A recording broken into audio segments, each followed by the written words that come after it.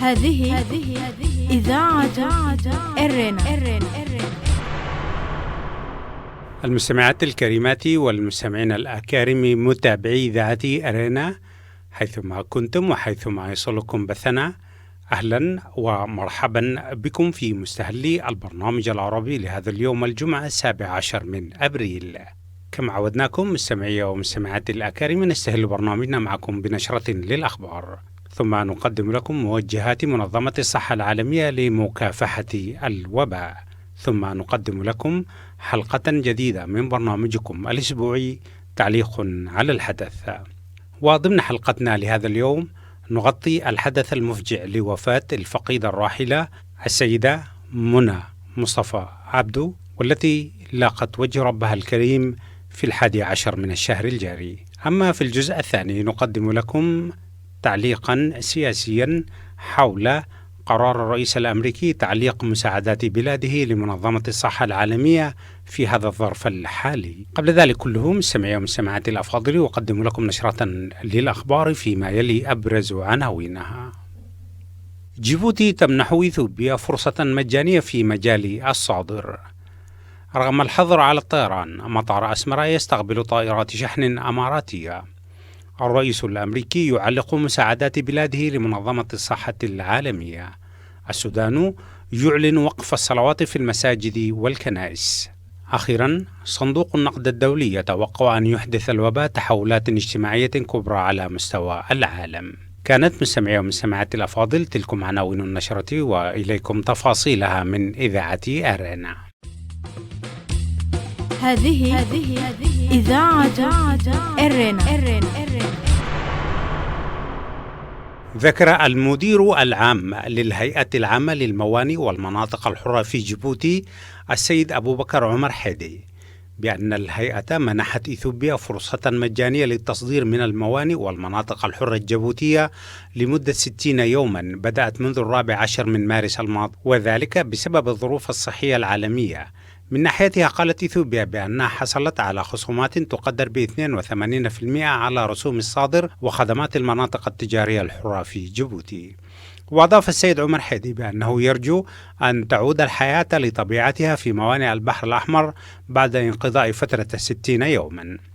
الجدير بالذكر بأن إثيوبيا تستخدم الموانئ الجيبوتية والمناطق الحرة فيها بنسبة 95%، وذلك بعد الحرب الإريترية الإثيوبية، والتي أدت إلى انقطاع إثيوبيا عن استخدام ميناء عصب، والذي كانت هي المستخدم الرئيسي له بعد استغلال إريتريا وحتى اندلاع الحرب الحدودية عام 1998.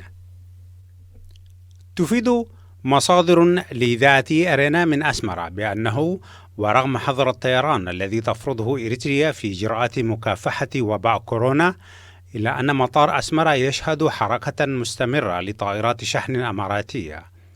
وتشير المصادر إلى أن بعض الجهات الحكومية تقول بأن هذه الطائرات تحمل مساعدات إنسانية. وحسب المصادر أيضا فإن هذه الطائرات تحط دوما في الساعات الأولى للفجر في مطار أسمرة، وهي في الغالب طائرات شحن كبيرة. الجدير بالذكر بأن دولة الإمارات العربية المتحدة تستخدم قاعدة عصب الجوية ومطار أسمرة كمحطتين لإيصال مساعدات عسكرية للجنرال الليبي خليفة حفتر، والذي تقاتل قواته جيش الحكومة الليبية في طرابلس. ويحظى الجنرال خليفة حفتر بدعم عسكري من مصر والأمارات، وكانت تقارير قد أشارت إلى أن المطارات الإريترية تستخدم في نقل شحنات أسلحة وعتاد حربي إلى قوات الجنرال حفتر. في الوقت الذي يواجه فيه الرئيس الأمريكي دونالد ترامب انتقادات محلية واسعة بسبب سياسات حكومته في مواجهة تفشي وباء كورونا، أعلن الرئيس الأمريكي يوم الثلاثاء الماضي تعليق المساعدات التي تقدمها بلاده لمنظمة الصحة العالمية، وهي الجهاز الصحي الرئيسي للأمم المتحدة العامل في مجال مكافحة تفشي وباء الكورونا.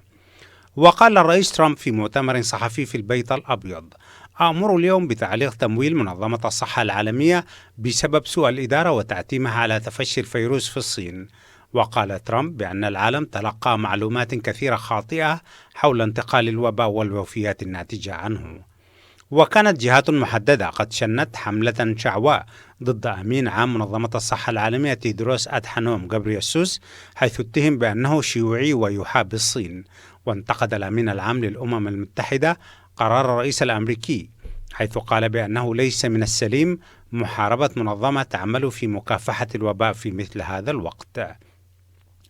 وتعد الولايات المتحدة أكبر ممول فردي لمنظمة الصحة العالمية، حيث قدمت لها 400 مليون دولار العام الماضي، أي ما يعادل نحو 15% من ميزانيتها الكاملة. وقال الرئيس ترامب: مع تفشي وباء كوفيد-19 لدينا مخاوف عميقة حول مدى استخدام الدعم الأمريكي السخي على أفضل وجه ممكن. للمزيد حول هذا الموضوع تابعوا معنا حلقة اليوم من برنامج تعليق على الحدث. أعلنت السلطات السودانية يوم الأربعاء الماضي إيقاف إقامة الصلوات للمسلمين في المساجد والمسيحيين في الكنائس لمدة 3 أسابيع في العاصمة الخرطوم، والتي سيحظر فيها التجول نهائيا اعتبارا من يوم غد السبت، وذلك لكبح انتشار وباء كوفيد-19. وكذا نصر الدين مفرح وزير الشؤون الدينية والأوقاف في بيان بثه التلفزيون الرسمي إيقاف الصلوات بكل مساجد وكنائس ولاية الخرطوم لمدة 3 أسابيع. وأشار الوزير إلى أن القرار تم بناء على فتوى من مجمع الفقه الإسلامي، وهو أعلى جهة حكومية للفتوى. وأعلنت السلطات السودانية يوم الاثنين الماضي فرض حظر التجول الشامل في كل أجزاء العاصمة ل3 أسابيع ابتداء من يوم السبت، حسب ما نقلت وكالة الأنباء الفرنسية. وسجل السودان 32 إصابة بفيروس كورونا المستجد، بينها 6 حالات وفيات. وكان السودان قد أعلن في 13 من مارس الماضي رصد أول إصابة بالفيروس ووفاة المصاب. وفي 24 من مارس فرضت السلطات حظر تجول جزئي في جميع مدن البلاد. قال صندوق النقد الدولي في تقرير جديد له يوم الأربعاء الماضي أن موجات جديدة من الاضطرابات الاجتماعية قد تحدث في بعض البلدان إذا ما اعتبرت التدابير الحكومية للتخفيف من تداعيات وباء كورونا غير كافية أو منحازة للأثرياء. وأنفقت الحكومات بالفعل ما يقارب من 8 تريليونات دولار لمكافحة الوباء والتخفيف من تداعياته الاقتصادية. ولكن الصندوق قال في تقريره نصف السنوي أن الأمر سيتطلب المزيد من إجراءات التحفيز الاقتصادي بمجرد أن تهدأ الأزمة. وقال أن الزيادة في الإنفاق ستؤدي إلى زيادة في العجز المالي، إذ من المتوقع أن يرتفع الدين العام العالمي إلى 13 نقطة مئوية ليتجاوز 96% من الناتج المحلي الإجمالي في عام 2020. وكان الصندوق قد توقع يوم الثلاثاء الماضي أن ينكمش الاقتصاد العالمي بنسبة 3% خلال العام الجاري بفعل الوباء، ولكنه لفت إلى أن توقعاته تكتنفها الضبابية الشديدة وأن النتيجة الفعلية قد تكون أسوأ بكثير. وأدت الجهود الرامية لوقف انتشار المرض إلى توقف قطاعات كبيرة من الاقتصاد العالمي، ومن المتوقع أن تكون الاقتصادات الناشئة والدول النامية الأشد تضررا.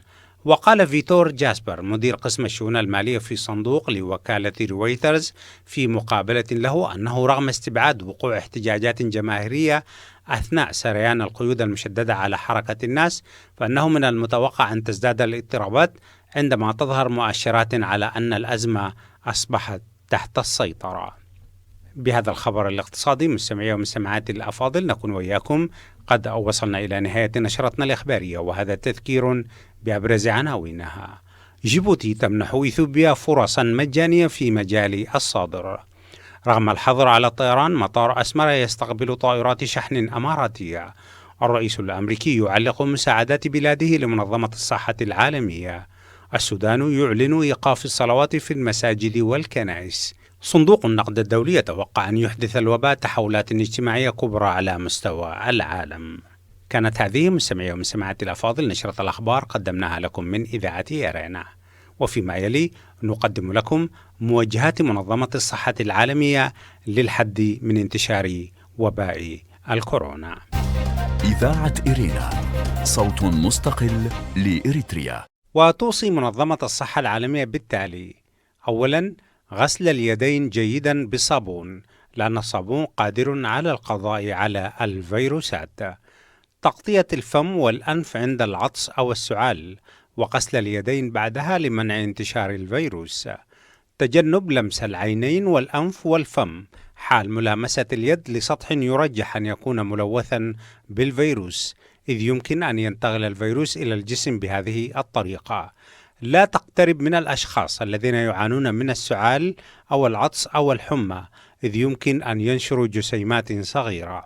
وأخيرا، عليك البقاء في المنزل حتى لا تعدي أو تأخذ العدوى من الآخرين. وسلمنا والله وإياكم من هذا الوباء. هذه إذاعة إرنا. المستمعات الكريمات والمستمعين الأكارم، بسبب الظروف الصحية التي يمر بها العالم حاليا، قررنا تقديم حلقات برنامج التعليق على الحدث يوم الجمعة من كل أسبوع، بدلا من برنامج نافذة ثقافية والذي سيتوقف مؤقتا، آملين للعودة إلى كادر برنامجنا المعتاد بعد انكشاف هذه الغمة بإذن الله تعالى. وفي حلقة اليوم نتناول في الجزء الأول التعريف بالفقيدة الراحلة منى مصطفى عبده، والتي انتقلت إلى جوار ربها يوم السبت الماضي 11 من الشهر الجاري. أما في الجزء الثاني نتناول تداعيات قرار الرئيس الأمريكي تعليق مساعدات بلاده لمنظمة الصحة العالمية في تقرير عن صحيفة الشرق الأوسط السعودية. فأهلا وسهلا بكم. هذه إذاعة إرنا. فوجئت الأوساط الإريترية في الخارج بالرحيل المفاجئ للسيدة منى مصطفى عبده في العاصمة البريطانية لندن في صبيحة يوم السبت الموافق 11 من أبريل الجاري. وكان هول الصدمة شديدا على الجميع، حيث بدأت صور الفقيدة الراحلة ومساهماتها وتعليقاتها تنتشر بشكل واسع في صفحات الفيسبوك بشكل خاص، حيث احتفظت الفقيدة الراحلة بصفحة لها في تطبيق الذايع. كما انتشرت مشاركات حول خبر وفاتها في الواتساب والتويتر والتطبيقات الأخرى للتواصل الاجتماعي. وكان وقع الخبر حزينا نظرا للفقد الكبير المتمثل في السيدة الشابة، والتي كان لها عطاء مشهودا، خاصة في مجال مساعدة الأطفال اللاجئين في معسكرات اللجوء في كل من إيطاليا وفرنسا، ويشهد لها عملها في أوساط بالنجاح في إدخال عدد مقدر منهم إلى بريطانيا. إذاعة إرينا، صوت مستقل لإريتريا. ولدت السيدة الراحلة منى مصطفى عبده في أسرة تشربت روح الثورة والنضال، فوالدها هو المناضل الراحل مصطفى عبده شيخ، وهو أحد المناضلين الذين التحقوا بصفوف جبهة التحرير الإريترية في وقت مبكر، وعمل ضمن الوحدات الفدائية للجيش، وتم ابتعاثه في دورة ضابط متقدمة في الكلية العسكرية العراقية عام 1977. عاد بعدها للانخراط في الوحدات الخاصة للجيش. عمل الفقيد الراحل ممثلا لجبهة التحرير الإريترية في أديس أبابا في مطلع الألفية. وكان المناضل الراحل متزوجا من المناضلة رمانة صالح، والتي أنجب منها منى وبنت أخرى إضافة إلى ولد واحد. تشربت الفقيدة منى مصطفى روح النضال والثورة في أسرتها، وانتمت بوجدانها للقضية التي ناضل من أجلها أبيها، حيث كانت دوما ما تقول بأنها تواصل مسيرة أبيها النضالية، وهذا العزم جعلها تتبنى قضايا حقوق الإنسان والحريات في مناهضة شجاعة لسياسات ديكتاتور أسمر الغاشمة. وخصصت إمكانياتها للعمل الخيري، حيث عملت ضمن منظمة سيف باسج البريطانية، واختصت هذه المنظمة وتحت إشراف الفقيدة الراحلة منى مصطفى في تبني قضية الأطفال الإريتريين الذين وصلوا عبر ليبيا إلى كل من إيطاليا ومعسكر الغابة في مدينة كاليه الفرنسية، وهم الأطفال غير المصحوبين بذويهم، والذين تتراوح أعمارهم ما بين 12 و17.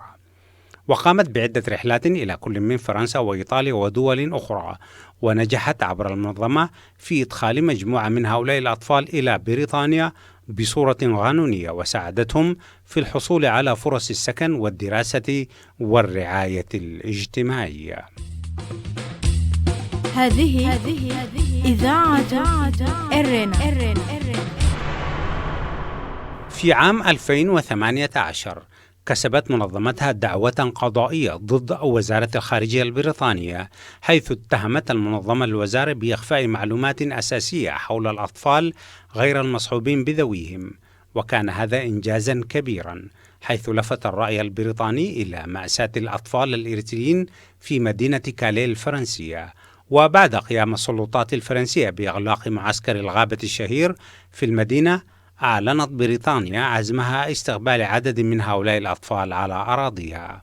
ورغم هذه الإنجازات الباهرة على الصعيد الإنساني، لم يعرف عن الفقيدة الراحلة منى مصطفى المجاهرة أو المباهاة بهذه الإنجازات أو المزايدة بها على الآخرين، بل آثرت العمل في صمت حتى لا تفسد أجرها عند الله العلي القدير كما كانت تقول دوما.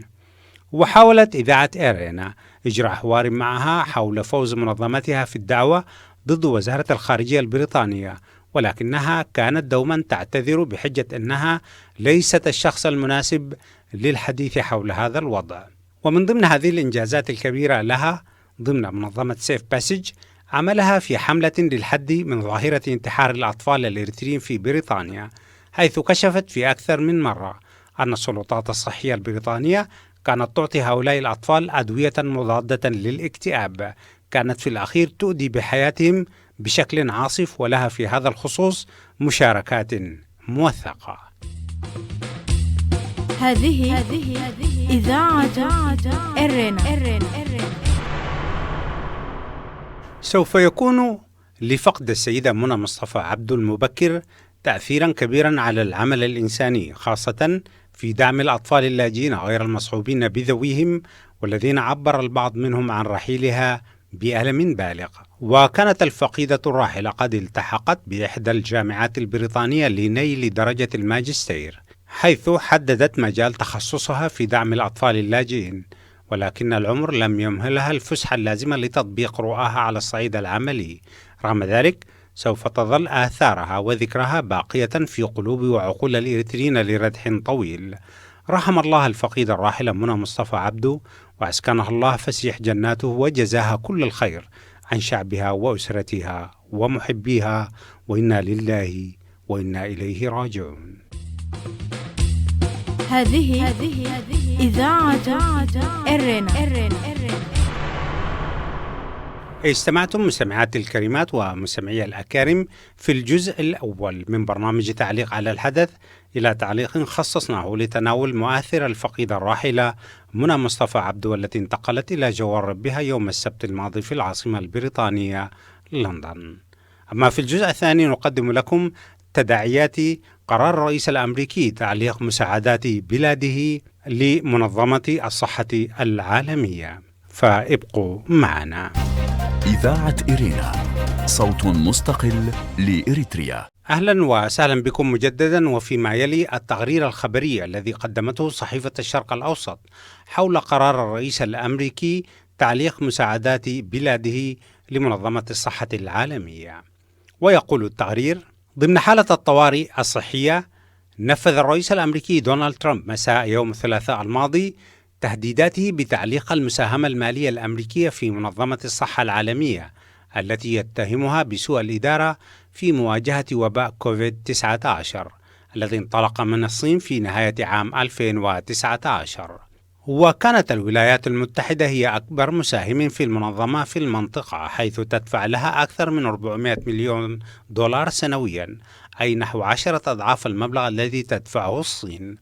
وقدمت مجلة The Conversation الأمريكية تحليلا مفصلا عما يعنيه هذا القرار للمنظمة. كيف يتم تمويل منظمة الصحة العالمية؟ هذه إذاعة إرينا. تتلقى منظمة الصحة العالمية معظم تمويلها من مصدرين أساسيين: الاشتراكات المقدرة والمساهمات الطوعية. والاشتراكات المقدرة هي مستحقات تدفعها البلدان لتكون عضوا في المنظمة، ويتم حساب المبلغ الذي يتعين أن تدفعه كل دولة على أساس الناتج المحلي الإجمالي وتعداد السكان. ولكن هذه الاشتراكات تشكل فقط ربع تمويل المنظمة، حيث يأتي بقية التمويل من المساهمات الطوعية التي تقدمها الحكومات والمنظمات الخيرية لتمويل مشاريع أو مبادرات محددة، مما يعني أن منظمة الصحة العالمية لن يكون لديها القدرة على الاستفادة من سحب هذه الأموال من المبادرات والمشاريع لاستخدامها في حالات الطوارئ مثل وباء كوفيد-19. هل سحبت أي دولة تمويلها للمنظمة من قبل؟ إذاعة إرينا، صوت مستقل لإريتريا. على مدار أكثر من 70 عاما من تأسيسها، فشلت عدد من الدول في دفع اشتراكات العضوية في الوقت المحدد.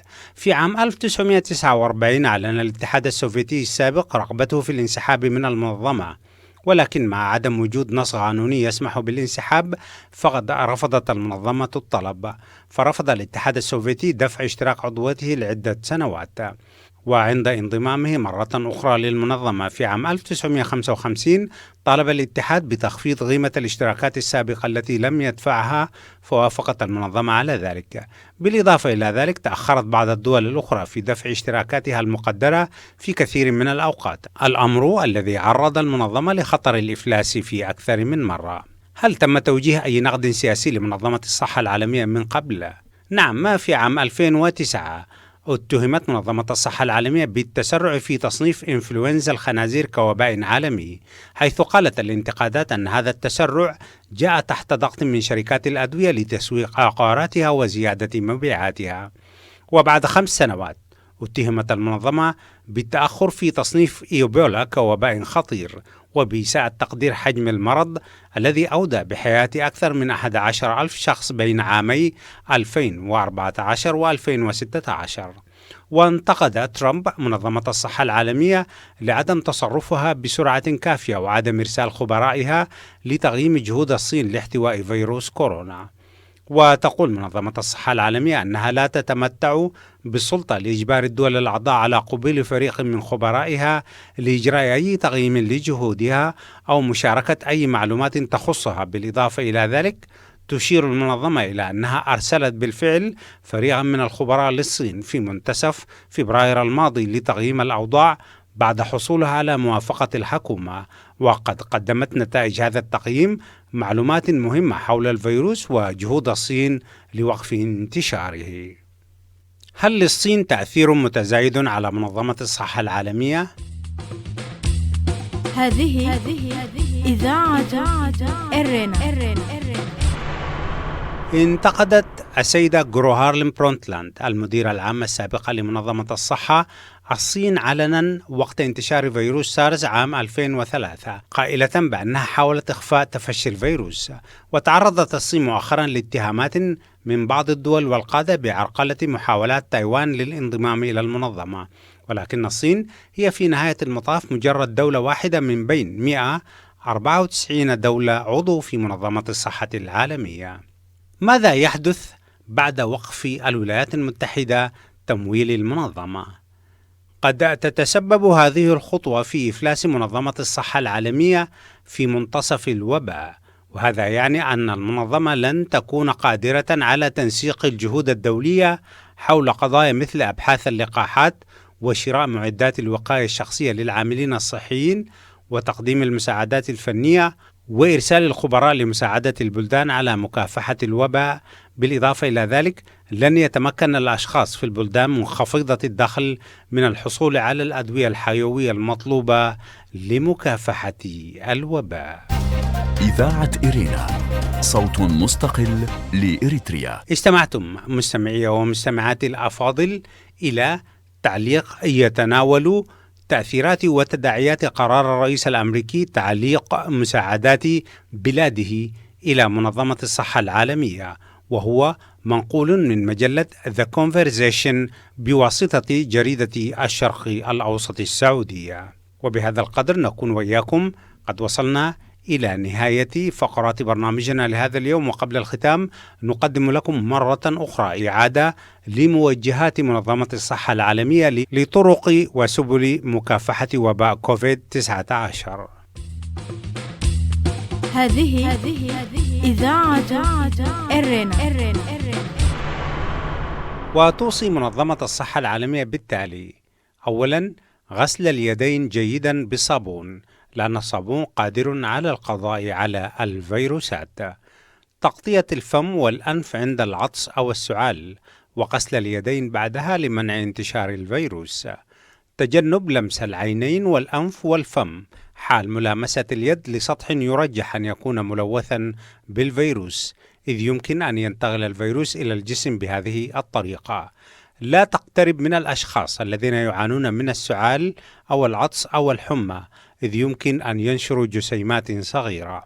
وأخيرا، عليك البقاء في المنزل حتى لا تعدي أو تأخذ العدوى من الآخرين.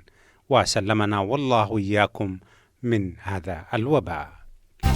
إذاعة إرينا، صوت مستقل لإريتريا. المستمعات والمستمعين الأكارم، أهلا وسهلا بكم مجددا. وقبل الختام أقدم لكم موجزا لأهم ما ورد في صدر نشرتنا الإخبارية لهذا اليوم. جيبوتي تمنح إثيوبيا فرصا مجانية في مجال الصادر. ذكر المدير العام للهيئة العامة للموانئ والمناطق الحرة في جيبوتي السيد أبو بكر عمر حيدي بأن الهيئة منحت إثيوبيا فرصا مجانية للتصدير من الموانئ والمناطق الحرة الجيبوتية لمدة 60 يوما بدأت منذ 14 من مارس الماضي، وذلك بسبب الظروف الصحية العالمية.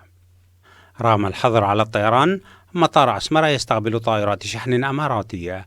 تفيد مصادر لإذاعة إرينا من أسمرة بأنه رغم حظر الطيران الذي تفرضه إريتريا في إجراءات مكافحة فيروس كورونا، إلا أن مطار أسمرة يشهد حركة مستمرة لطائرات شحن أماراتية. وتشير المصادر إلى أن بعض الجهات الحكومية تقول بأن هذه الطائرات تحمل مساعدات إنسانية. الجدير بالذكر بأن دولة الإمارات العربية تنشط في استخدام قاعدة عصب الجوية ومطار أسمرة كمحطتين لإيصال مساعدات عسكرية للجنرال الليبي خليفة حفتر. الرئيس الأمريكي يعلق مساعدات بلاده لمنظمة الصحة العالمية في الوقت الذي يواجه فيه الرئيس الأمريكي دونالد ترامب انتقادات محلية واسعة بسبب سياسات حكومته في مواجهة تفشي وباء فيروس كورونا. أعلن يوم الثلاثاء الماضي تعليق المساعدات التي تقدمها بلاده لمنظمة الصحة العالمية، وهي الجهاز الرئيسي للأمم المتحدة العامل في مجال مكافحة تفشي الوباء. السودان يعلن إيقاف الصلوات في المساجد والكنائس. أعلنت السلطات السودانية يوم الأربعاء الماضي إيقاف إقامة الصلوات للمسلمين في المساجد والمسيحيين في الكنائس لمدة 3 أسابيع في العاصمة الخرطوم، التي سيحظر فيها التجول نهائيا اعتبارا من يوم غد السبت، وذلك لكبح انتشار وباء كوفيد-19. صندوق النقد الدولي يتوقع أن يحدث الوباء تحولات اجتماعية كبرى على مستوى العالم. قال صندوق النقد الدولي في تقرير جديد له يوم الأربعاء الماضي أن موجة جديدة من الاضطرابات الاجتماعية قد تحدث في بعض البلدان إذا ما اعتبرت التدابير الحكومية للتخفيف من تداعيات جائحة فيروس كورونا غير كافية أو منحازة للأثرياء. كان هذا مستمعاتي الكريمات ومستمعي الأكارم موجزا لأهم ما ورد في صدر نشرتنا الإخبارية لهذا اليوم، وبه نكون وإياكم قد وصلنا إلى نهاية فقرات برنامجنا لهذا اليوم. وفي الختام أذكركم دوما بأنكم يمكنكم الكتابة إلينا والتواصل معنا على البريد الإلكتروني arabicirena@gmail.com، وحتى الملتقى بكم مجددا في حلقة جديدة من برنامج تعليق على الحدث والبرامج الأخرى لإذاعة إرينا. لكم من محدثكم فتح عثمان ومن زملائي في الإذاعة أطيب التحايا، ودمتم في رعاية الله وحفظه وأمانه. هذه إذاعة إرينا.